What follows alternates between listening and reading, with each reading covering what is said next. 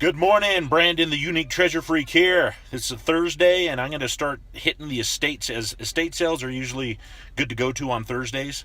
A lot of people like to wait until the last day, like Saturday or Sunday, because usually they do a certain percentage off the items in the house. I like to go early because the quality items are there, and you may pay a little bit more to get those quality items, but they usually sell for a lot better than what's left on a Sunday. So I like to hit the estate sales early, and that gives me plenty of time to, concentrate on the garage sales on the weekends. Thrift stores and Goodwill hunting I usually do that at the beginning of the week. And I found some really good stuff that stay tuned for later. I'm going to show you on this haul.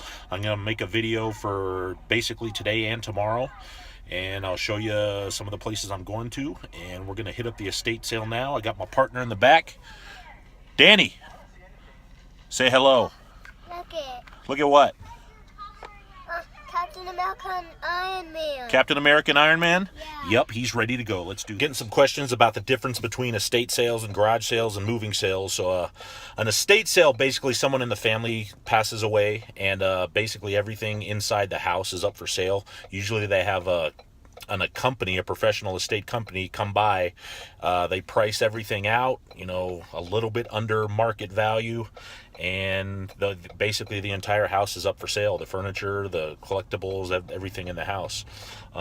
Garage sale anybody can put on. You guys are all familiar with garage sales, and it's just people downsizing and wanting to get rid of their stuff. That usually low prices. You never know these days, but and that's the main difference. A moving sale, well, that's pretty obvious. They're moving to another state or another country or whatever it may be, and usually in a moving sale, all their stuff is really, really priced great because they don't want to keep anything. Whatever they have, they're taking with them, and whatever is left behind, they want it sold. So usually you can find, pretty good prices at a moving sale. But the estate sales I like a lot because, when you're actually going in the house, you can check out every part of the house, the garage where there's a lot of tools, upstairs, downstairs, the entire house is up for sale. So garage sales are usually smaller. Estate sales are much bigger. They're usually a little bit more expensive, but again, like I said before, quality items are found at estate sales. You can negotiate sometimes. Sometimes the estate companies will say prices as is, and usually they go down Saturdays and Sundays. By the time it's Sunday, it's usually half off or more on everything. But so it's your call whether you want the cheaper prices and the good stuff is usually gone, or the good stuff is there and you're going to pay a little bit more on a Thursday or a Friday. So that's the way. I've been doing estate sales for a few years now, and usually the quality items are there on a Thursday and a Friday. So hopefully that answers any questions out there, the difference between estate sales and garage sales. We're heading over there now. You ready to look for treasure? Yeah. There's wonderful, Terrence. It sure is. Let's look for treasure. Yes, let's look for treasure.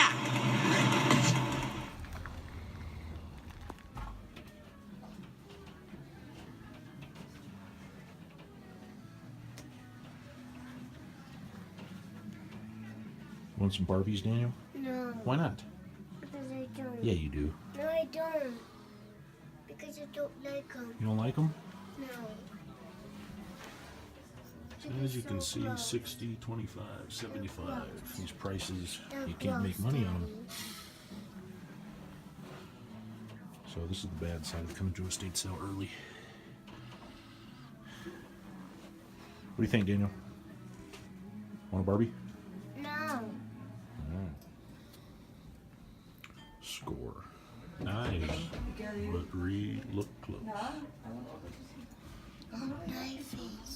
Stay away. Can't see everything that I got. These right here, these porcelain flower figurines. Capodimonte. Okay, paid $12 for that. You really got to be careful of looking for chips because these things break very easily, but they are super high-end. I've never actually had a figurine this big at a Capodimonte. I've sold other ones that are half this size for about $100. So I'm going to price this right around the $200 range. Same with this. That's another Capodimonte. You always see the label right there. They're made in Italy. Porcelain. Always look for these flowers.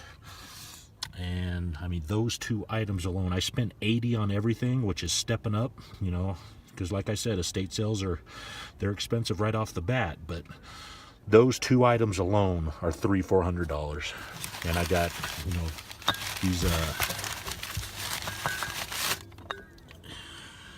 glass blown gold jet F-15. This one's a Mustang.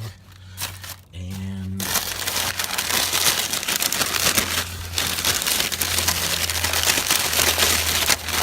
I got about 5 of these Gobles. Okay, they're $7 each. Goble makes Hummel. If you haven't heard of it, they are a highly collectible market. So I am going to turn this haul easily into 500 plus. I got about 4 or 5 more of those Gobles in here.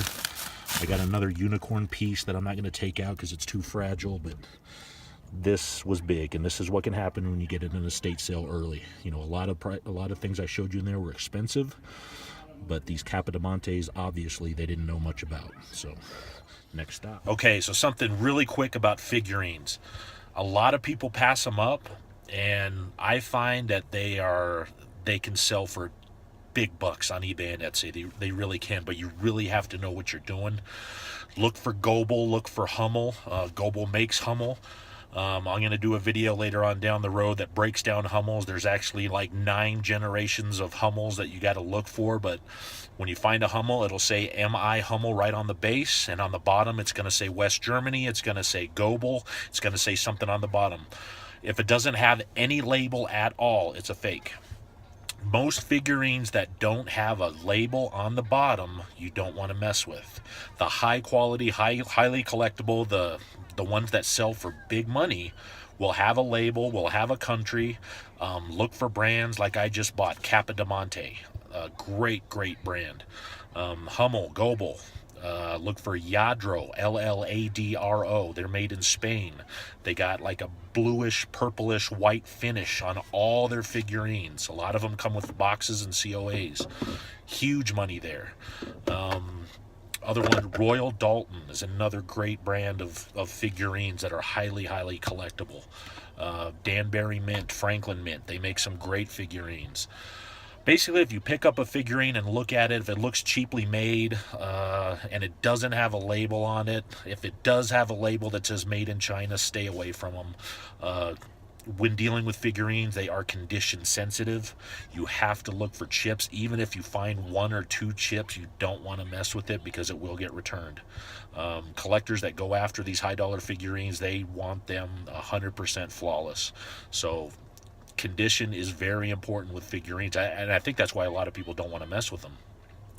I mess with them. I sell them all the time. If you look at my Etsy store and my eBay store, I sell them all of that. And one more thing you don't want to do with figurines is put them on auction. Never ever put them on auction. You'll see some sold listings of those, you know, those Goble birds, for example, that I just bought, and people put them on auction for 99 cents, and you know, they sell for $9, $10, $15 on auction. I will keep them in my store with the best offer, or even a price of like $39.99, and they'll sell right out of my store, out of Etsy and out of eBay. So not any figurine do you want to put on auction. Even Hummels, they'll end cheap. You know, auctions to me is wholesale. I buy a lot of things on auction, and I'll buy them on auction on eBay, and I'll resell them on eBay. So, you know, just a little thing about figurines. Look for those top name brands that I just mentioned. Hummel and Goble are huge. This lot that I just picked up, I'm going to put it in my store as soon as I can, hopefully by this weekend. And those Capodimontes, I expect to get big money for them. So that was a great find, and it was at an estate sale where they usually find, usually the Capodimonte stuff is priced very high at estate sales, but not at this one. So, little thing on figurines. I'll do more videos about figurines, breaking down more of the popular brands that people collect. But right now, we're at the final estate sale, so we'll see how it goes. You ready, Daniel? Yeah. All right. We are up in Monument area. That's a big hill. It's a big hill, so we got an estate sale right here. I love this part of Colorado up north here in Monument. A lot of nice homes. Hopefully a lot of nice stuff. Shall we hunt treasure? Yeah. So this is what Daniel found. What'd you find? A reindeer. A reindeer? And it's so cozy on the bottom. Where's the rest of him? Right there. Where's his body? There. That estate sale was great. Today must be figurine day. Here is for $6 a Dresden. Dresdens are made in Germany and they are highly collectible. I can easily get 40 to 50 bucks for that. I got a vintage belt. And when you're looking at belt buckles, just always look at the theme.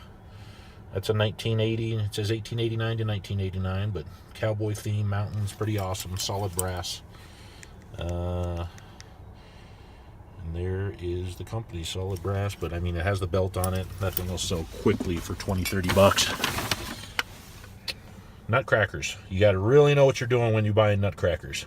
But this one looks like the bottom was, the real label is off. But just looking at 1969, those ones the German nutcrackers that are actually made in Germany and not USA and not China, they can sell for big, big money.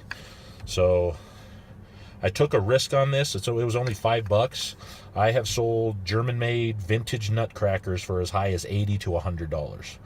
So I'm hoping, I haven't seen one like this, and you can tell when they're detailed and not cheaply made. This one looks really, really good. So took a chance at $5 easily. I showed you that piece of stoneware. I'm kind of new with stoneware, but it looks really, really detailed. And I bought it just because it had that signature. I got to research what that signature is, but for $3 all day long. And got a Ralph Lauren polo shirt.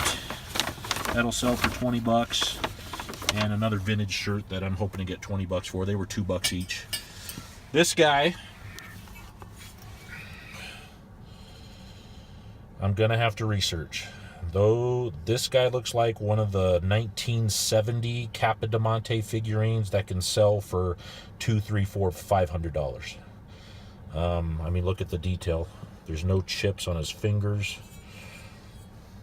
Look at the dog. Dog has a eye patch. Really, really detailed. I was looking at the markings. They wanted 30 for it. I got them down to 20. The marking is Hummel. It's similar to Hummel, but not quite. Hummel has the crown. So a few numbers on there. I'm going to have to research this item. But the detail on it is unbelievable. And just the fact that all his fingers are there. I mean, look at this. I mean, that's brass right there with porcelain. Brass coins in his hat.